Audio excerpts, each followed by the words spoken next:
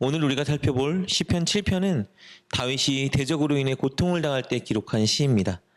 특히 사울을 추종하는 사울과 같은 지파인 베냐민 사람 중 한 명이 다윗을 굉장히 대적하고 있었습니다.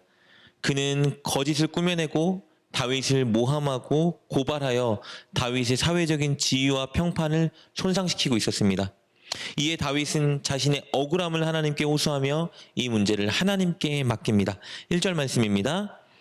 여호와 내 하나님이여 내가 주께 피하오니 나를 쫓아오는 모든 자들에게서 나를 구원하여 내소서. 먼저 다윗은 하나님을 내 하나님이라고 부릅니다. 다윗에게 하나님은 다윗과 언약 관계로 맺어진, 그리고 다윗과 인격적이고 사랑의 관계로 맺어진 다윗의 하나님이셨습니다. 다윗은 개인적으로 하나님과 깊은 관계에 있었습니다. 그는 늘 하나님의 말씀을 사랑하여 묵상했고 늘 하나님께 기도와 노래로 나아갔습니다. 그렇게 하나님과 개인적인 깊은 관계를 다윗은 쌓아가고 있었던 겁니다. 그래서 자신과 그렇게 깊은 관계에 있는 하나님께 이 문제를 가지고 와 맡긴 겁니다. 1절을 보면 내가 주께 피하오니 나를 구원하소서 이렇게 고백하고 있는데요. 주께 피한다라는 이 표현은 환난을 당할 때 나의 힘이나 사람을 의지하지 않고 하나님의 권능과 의지에 자기를 맡긴다는 믿음의 고백인 것입니다. 다윗은 이렇게 거짓으로 모함당하고 있는 억울한 상황을 하나님께 맡겼습니다. 자신의 억울함을 풀어달라 간구했고 또 자신을 모함하는 세력을 무너뜨려달라고 호소했습니다. 다윗이 이렇게 하나님 앞에 호소한 이유는요, 단순히 개인적인 감정의 근거에서 막무가내로 하나님께 도움을 청한 것은 아닙니다. 그는 그가 아는 하나님의 성품에 의지하고 근거하여 하나님께 도움을 간구하고 있었던 겁니다. 그 하나님의 성품은 바로 공의입니다. 의로운 자를 사랑하고 지켜 보호하시며 불의한 자를 심판하시는 하나님의 공의로운 성품을 붙들고 다윗은 간구하고 있었던 겁니다. 우리 3절부터 5절 말씀 한번 살펴보겠습니다. 여호와 내 하나님이여 내가 이런 일을 행하였거나 내 손에 죄악이 있거나 화친한 자를 악으로 갚았거나 내 대적에게서 까닭 없이 빼앗았었거든. 원수가 나의 영혼을 쫓아잡아 내 생명을 땅에 짓밟게 하고 내 영광을 먼지 속에 살게 하소서. 셀라. 다윗은 3절부터 5절까지의 고백을 통해서 자신의 무고함을 주장합니다. 즉 자신의 의로움을 의로우신 하나님 앞에 주장하고 있는 거예요. 자신을 거짓으로 꾸며내고 고발하고 괴롭히는 자의 주장처럼 자신은 그런 죄를 짓지 않았다라고 말하고 있는 것이죠. 특히 5절 말씀을 보면 어떤 죄라도 지었다면 원수에게 죽임을 당해도 좋다고 고백하고 있습니다. 그가 얼마나 결백한지 드러내주는 장면이죠.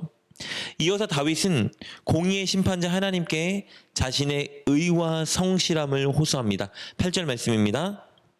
여호와께서 만민에게 심판을 행하시오니 여호와여 나의 의와 나의 성실함을 따라 나를 심판하소서. 다윗은 하나님께 자신의 의와 자신의 성실함에 따라 심판해달라고 호소하고 있습니다. 여기서 의와 성실함은 사실 거의 같은 개념입니다. 도덕적으로 온전함을 뜻합니다. 그런데 다윗은 하나님 앞에서 자신이 완전히 의롭거나 완전히 온전하고 거룩하다라고 말하고 있는 것은 아닙니다.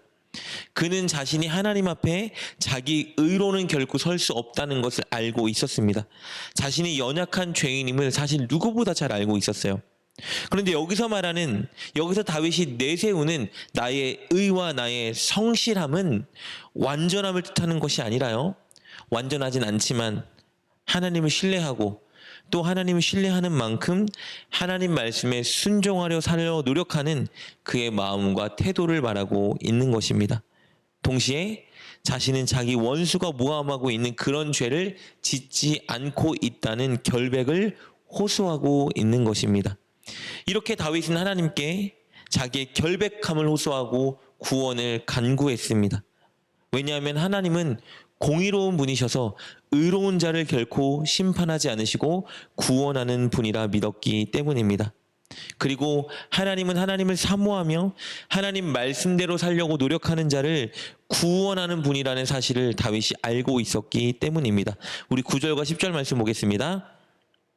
악인의 악을 끊고 의인을 세우소서. 의로우신 하나님이 사람의 마음과 양심을 감찰하시나이다. 나의 방패는 마음이 정직한 자를 구원하시는 하나님께 있도다. 이렇게 다윗은 공의로운 하나님께 자신의 억울함을 호소하며 또 자신의 의로움을 말씀드리며 구원을 간구하고 있었습니다. 그러나 반대로 하나님은 공의로운 하나님이시기 때문에 다윗은 회개하지 않는 악한 자들에게는 심판을 내려달라 호소합니다. 11절부터 13절까지의 말씀이 이렇게 기록되어 있습니다. 하나님은 의로우신 재판장이시며 매일 분노하시는 하나님이시로다. 사람이 회개하지 아니하면 그가 그의 칼을 가시며 그의 활을 이미 당기어 예비하셨도다.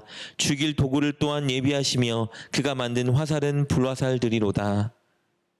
다윗은 이렇게 의인을 보호하고 구원하시며 악인을 심판하시는 공의로운 하나님의 성품에 의거하여 하나님께 간구하고 있었습니다.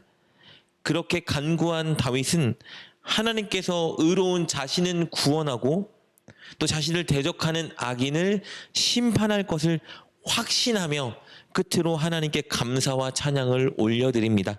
17절 말씀입니다. 내가 여호와께 그의 의를 따라 감사하며 지존하신 여호와의 이름을 찬양하리로다. 이렇게 오늘 본문은 자신의 억울함을 공의의 하나님께 쏟아내며 구원과 심판을 간구하는 다윗의 모습을 살펴보았습니다. 우리는 이 다윗의 모습을 통해 두 가지를 배울 수 있습니다. 첫 번째 교훈은요, 우리가 억울함과 모함을 받고 있다면 우리는 공의의 하나님께 그 문제를 맡겨야 한다는 것입니다. 내 힘으로 하려고 하거나 사람의 힘으로, 사람의 수단으로 그 문제를 해결을 하지 말고 무엇보다 하나님께 그 문제를 가지고 가 하나님의 방식대로 해결해 달라고 간구해야 합니다. 하나님은 우리의 생각과 마음의 동기도 알고 계십니다. 그 하나님 앞에 우리의 억울함을 호소하시되 절대 인간적인 방식의 보복을 하지 말고 하나님이 일하실 것을 기대하고 기다려야 합니다. 두 번째 교훈은요, 우리가 공의로운 하나님 앞에서 공의롭게 살아가야 한다는 것입니다. 하나님은 남을 모함하고 험담하는 자, 회개하지 않고 악을 행하는 자를 반드시 심판하는 분이라 오늘 본문은 말해주고 있습니다. 또한 다윗이 이 위기 속에 하나님께 간구할 수 있었던 이유는 최대한 하나님 앞에 공의롭게 살려고 그가 노력했기 때문입니다. 우리는 공의로운 하나님을 인식하며 늘 정직하고 의롭게 살기 위해 노력해야 합니다. 내게 이익이 있다고 하여 거짓을 택하면 안 되고요. 반대로 내가 손해가 된다 하여도 정직과 공의를 택하는 자리에 서야 합니다. 하나님은 자비로운 하나님이시지만 공의로운 하나님이라는 것도 잊으면 안 됩니다. 오늘 하루 공의로운 하나님 앞에서 정직하고 정의로운 선택을 하시고 억울하고 힘든 일이 있다면 하나님의 공의에 호소하며 하나님께 문제를 맡기는 여러분 되십시오. 그렇게 할 때 공의로운 하나님으로 인해 다윗처럼 감사하며 찬양할 날이 여러분의 인생 가운데 찾아오게 될 것입니다. 기도하겠습니다. 하나님, 우리가 늘 하나님의 공의로운 성품을 의지하며 정직하고 의롭게 살게 하여 주옵소서. 이익이 있다 하여도 거짓된 길을 택하지 않고 손해가 있다 하여도 정직한 길을 선택하게 하여 주옵소서. 그래야 하나님을 닮은 공의로운 우리가 되게 하여 주옵소서. 예수님의 이름으로 기도드립니다. 아멘. 오늘 말씀을 통해 깨닫고 결단한 것은 무엇입니까? 그것을 붙들고 하나님께 기도합시다. 그리고 그렇게 실천하며 하루를 살아가는 여러분 되시길 주님의 이름으로 축복합니다.